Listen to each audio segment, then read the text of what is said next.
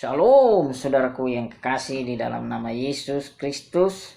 Saya berdoa agar kita senantiasa dalam pemeliharaan Tuhan, dalam perlindungannya, dan hari-hari kita penuh dengan damai sejahtera. Saudaraku yang kekasih dalam nama Yesus, kita mau mendengarkan renungan singkat hari ini tentang fase perjalanan iman. Saudara yang dikasih oleh Tuhan, kalau kita baca Mazmur 23, di sana dijelaskan saudara, fase perjalanan iman. Ada kalanya dibawa ke padang rumput, ke air yang tenang, dan ada kalanya juga saudara-saudara yang dikasih oleh Tuhan dalam lembah kekelaman, dan ada kalanya kebajikan kemurahan belaka mengikuti aku seumur hidupku, kata firman Tuhan. Saudara yang dikasih oleh Tuhan, fase perjalanan iman ada 3 saudara. Yang pertama fase bayi rohani, yang kedua fase pendewasaan, yang terakhir fase di mana orang percaya itu dipercaya, saudara-saudara ya.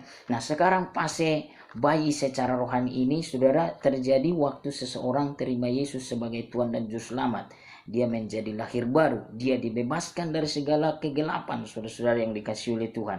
Dan di fase ini seringkali Tuhan begitu dekat dengan kita, dan doa-doa kita seperti cepat dijawab, saudara-saudara.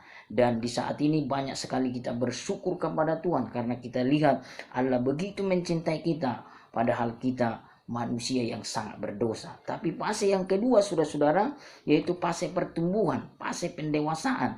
Dan di saat ini, saudara yang dikasih oleh Tuhan, banyak sekali orang menjadi mundur. Padahal di saat inilah kita harus terus maju hidup dalam iman. Karena di fase pertumbuhan rohani ini sebenarnya, saudara, kita sudah mulai diperhadapkan dengan tantangan, diperhadapkan dengan masalah. Tetapi ingat saudara, tujuan Tuhan mengizinkan ini semua untuk membentuk karakter kita menjadi karakter-karakter yang dewasa di dalam Tuhan. Saudara, Tuhan tidak mau kita menjadi bayi rohani terus. Dan di saat ini kita mau hidup oleh iman, jangan hidup karena perasaan. Karena di saat-saat ini saudara, di fase pertumbuhan rohani ini ada kalanya Tuhan seperti jauh, tapi ingat dia tidak pernah meninggalkan kita. Fase yang terakhir, fase dipercaya. Di sini enak luar biasa saudara. Kenapa kita menjadi orang yang dipercaya? Karena kita sudah melewati proses tadi, saudara-saudara. Karakter kita menjadi karakter yang segambar dengan Yesus.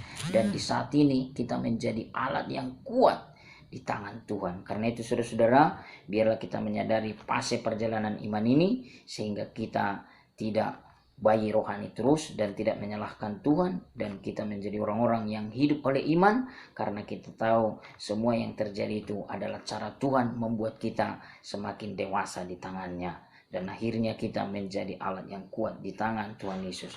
Tuhan Yesus memberkati. Shalom.